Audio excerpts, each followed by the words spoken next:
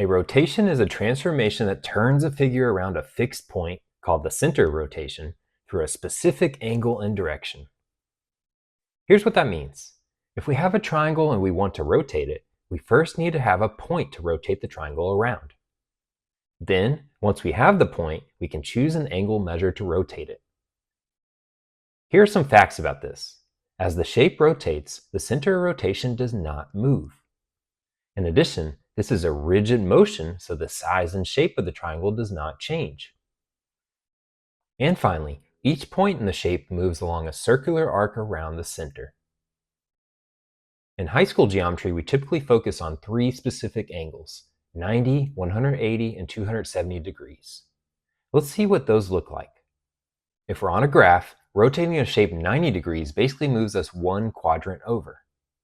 Then 180 degrees moves us 2 quadrants, and 270 degrees moves us 3 quadrants. But here's something important.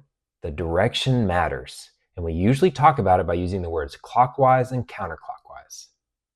To see what these words mean, let's look at a clock. Notice what direction the hands move as the clock changes time.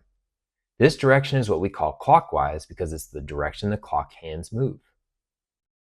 However, the word counterclockwise means going the opposite direction.